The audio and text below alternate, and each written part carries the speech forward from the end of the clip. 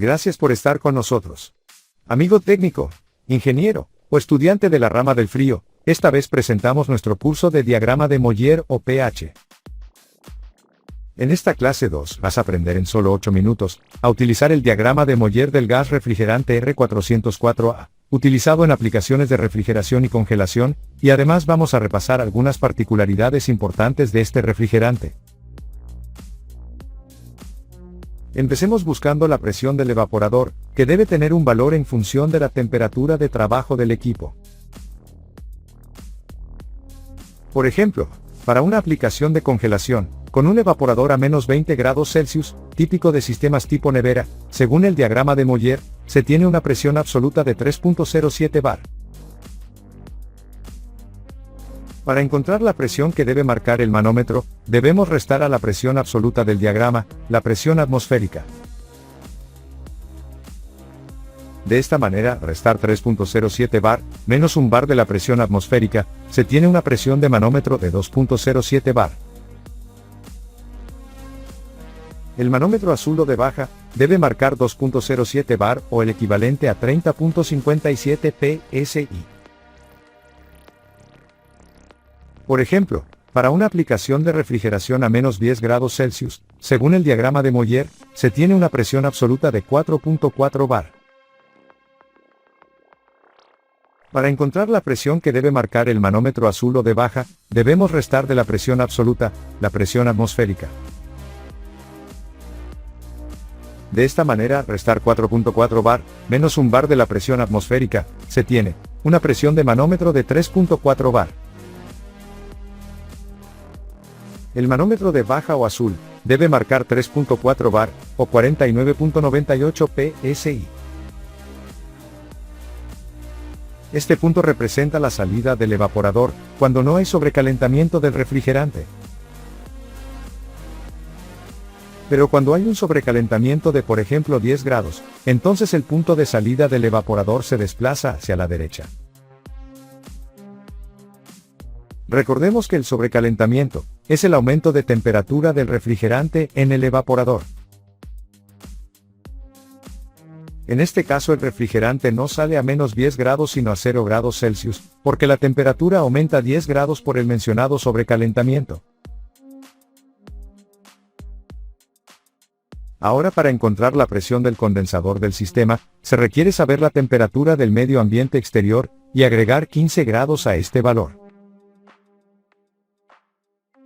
Así por ejemplo, para una temperatura del medio ambiente exterior de 35 grados Celsius, sumando los 15 grados mencionados, se tiene una temperatura de condensación de 50 grados.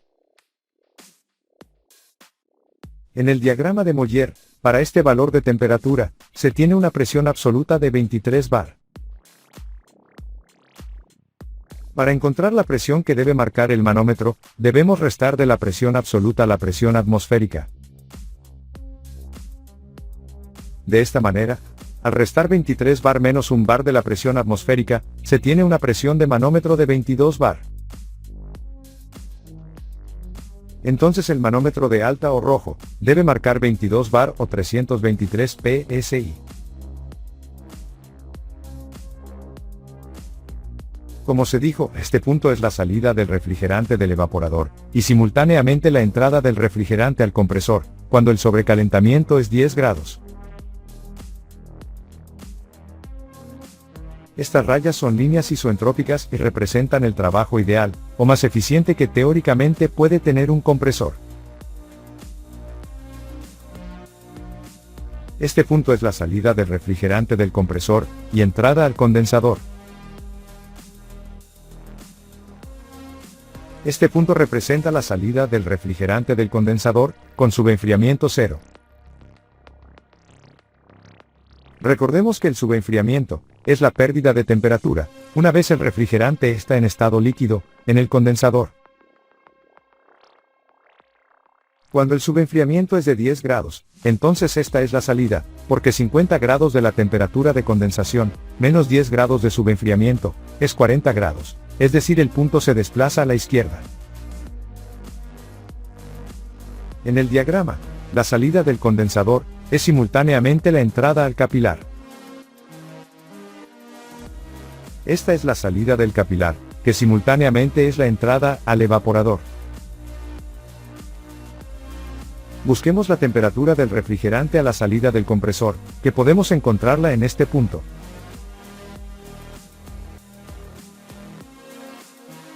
Este valor representa la energía que tiene el refrigerante a la entrada del evaporador. Este punto representa la energía del refrigerante a la salida del evaporador, o entrada del compresor. Este punto es el valor de energía a la salida del compresor.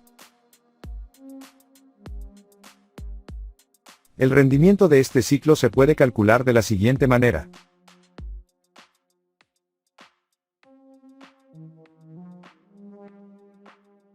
En el diagrama podemos ver las fases del refrigerante dentro del ciclo de refrigeración. Zona donde el refrigerante está en solo fase líquida. Zona donde el refrigerante está en fase líquida y vapor al mismo tiempo. Zona donde el refrigerante está en solo fase de vapor. Vamos a explicar a continuación las informaciones más relevantes del R407A, R452A, R449A y R407F. Refrigerante R407A es una alternativa valiosa al R404A, al ser más eficiente, y tiene un GWP moderado, además contribuye en reducir los costos de funcionamiento. 13. El R407A resulta ser compatible con los lubricantes POE, utilizados con R404A, y además está ampliamente homologado por los principales fabricantes de compresores. 14. El refrigerante R407A es compatible con los filtros deshidratadores habituales para HFC, como por ejemplo aquellos para R407C, 404A o R507. 15. El refrigerante R407A tiene una leve menor presión de descarga que el R404A, si bien los resultados son muy parecidos. 16. El 407A tiene un caudal menor que el R404A y R507A, por lo que debe revisarse la graduación de la válvula de expansión. 17. El refrigerante R407A debe cargarse en fase líquida. 18. Se recomienda cargar inicialmente la misma cantidad que había de R404A o R507A, y después ajustar si es necesario. La carga habitual es 5% a 7% más que con R404A o R507A. 19. El R407A no se puede utilizar en aplicaciones que prevean el uso de evaporadores inundados, turbocompresores y colectores donde el lubricante puede separarse. Empecemos diciendo que el gas refrigerante R452A es una mezcla de refrigerantes del tipo HFC, más refrigerante del tipo HFO. Estas son sus principales características. 1. El refrigerante R452A está formado por 59% de refrigerante R125, 11% de refrigerante R32 y 30% de refrigerante R1234YF. 2. El potencial de calentamiento atmosférico GWP es un 45,41%, inferior al del R404A. 3. El R452A tiene un potencial de calentamiento global, GWP de 2140. 4. El refrigerante R452A es un sustituto directo drop-in del refrigerante R404A y el refrigerante R507 en instalaciones existentes, que pueden tener años de uso. 5. El R452A, como todos los refrigerantes HFC, más HFO, no daña la capa de ozono. 6. Su clasificación de seguridad es A1, grupo L1, es decir, tiene baja toxicidad, y no es inflamable. 7. El refrigerante R452A también es una alternativa al R404A en equipos de transporte de media y baja temperatura. 8. El refrigerante R452A, por ser una mezcla zeotrópica, tiene deslizamiento de temperatura, en este caso de aproximadamente 3 grados Celsius. 9. Por tener deslizamiento, el refrigerante R452A debe ser cargado en fase líquida. 10. El refrigerante R452A es únicamente compatible con aceites sintéticos del tipo POE. 11. El refrigerante R452A trabaja sin problema en sistemas de desplazamiento positivo y expansión directa. 12. Por tener caudales mágicos, similares al refrigerante R404A, el refrigerante R452A elimina la necesidad de ajuste de la válvula de expansión térmica. 13.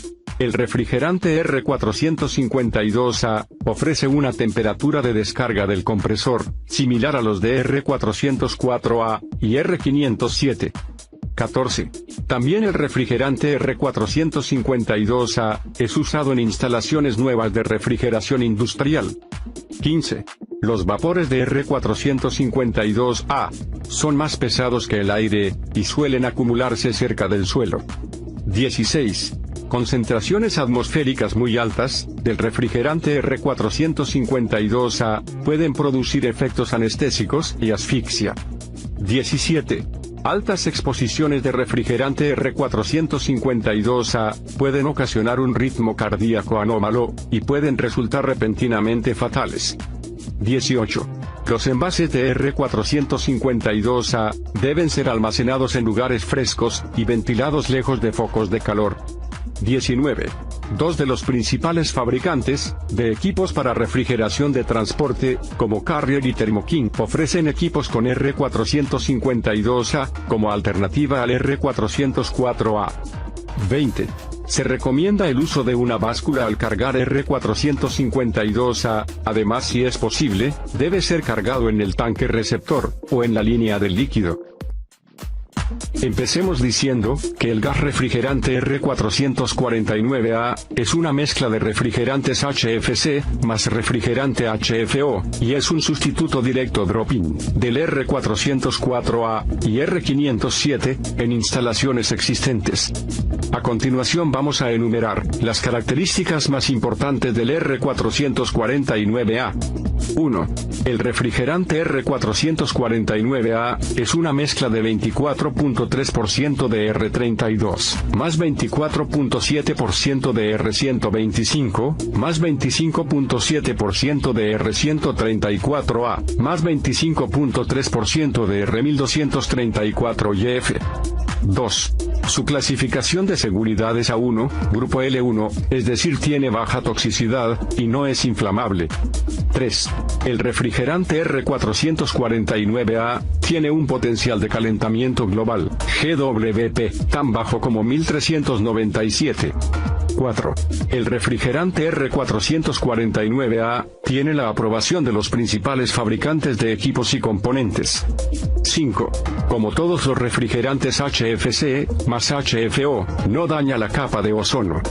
6. El refrigerante R449A es una alternativa al R404A y R507 para instalaciones nuevas de media y baja temperatura. 7.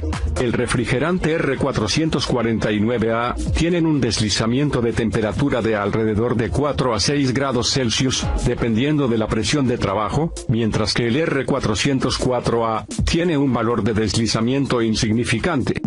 8. El refrigerante R449A es compatible con los equipos, componentes, lubricantes y juntas de una instalación existente de R404A y R507. 9. Los vapores del refrigerante R449A son más pesados que el aire y suelen acumularse cerca del suelo. 10. El R449A es más eficiente. Se notará un ahorro significativo de energía. 11. La presión de descarga del R449A es ligeramente inferior a la de R404A, y pueden precisarse ligeros ajustes de ventiladores del condensador y de los controles de presión. 12. En general, los sistemas de refrigeración precisan una carga ligeramente mayor de R449A que la anterior de R404A o R507. 13. La carga de refrigerante R449A se debe hacer en fase líquida. 14. El amplio ámbito de aplicación a medias y bajas temperaturas hacen que este tipo de refrigerante sea especialmente apropiado para sistemas de refrigeración nuevos y existentes, tanto comerciales como industriales, y relativos a los transportes refrigerados. Empecemos diciendo que el gas refrigerante R407F es una mezcla de refrigerantes del tipo HFC. Las características del refrigerante R407F son: 1. El refrigerante R407F está compuesto por refrigerante R134A al 40%, refrigerante R125 al 30% y refrigerante R32 al 30%. 2. El refrigerante R407F es una mezcla del tipo ceotrópica. 3. Su clasificación de seguridad es A1, grupo L1, es decir, tiene baja toxicidad y no es inflamable. 4. El refrigerante R407F tiene un potencial de calentamiento global GWP de 1825. 5. Por tener un potencial de calentamiento global menor de 2500, no es afectado por las restricciones ambientales aplicadas en el año 2020 para refrigerantes con un GWP de más de 2500. 6. El refrigerante R407F requiere lubricante poliéster tipo POE. 7. El R407F funciona como sustituto retrofit del R22, inocuo para la capa de ozono, en diversas aplicaciones de refrigeración. 8. Para el reemplazo del R22, el R407F requiere cambio de lubricante, si la instalación funcionaba con aceite mineral o alquim bencénico. 9. Su flujo másico es idéntico al del R22, y no necesita reemplazo o ajuste de la válvula de expansión termostática. 10. Aunque el refrigerante R407F fue pensado como un reemplazo del R22, su GWP de 1800 lo convierte en una alternativa de menor GWP al R404A. 11. El refrigerante R407F es un drop-in, sustituto directo del R404A y el R507. 12. El reacondicionamiento de R404A al R407F no requiere cambio del tipo de lubricante, ni de partes del sistema. 13. La temperatura de descarga del R407F puede ser cerca de 20 grados Celsius superior a la del R404A, cuando se trabaja con una temperatura en el evaporador de menos 10 grados Celsius. 14. Para temperaturas por debajo de menos 10 grados Celsius, puede necesitar inyección de líquido, debido a la alta temperatura de descarga. 15. La eficiencia energética del R407F puede ser un 15% superior a la del R404A. 16. La capacidad del R407F puede ser un 20% mayor a la del R404A. 17. Para el refrigerante R407F, siempre se debe efectuar la carga en fase líquida. 18. Como todos los refrigerantes HFC, no daña la capa de ozono. Esperamos su suscripción al canal. Gracias por acompañarnos.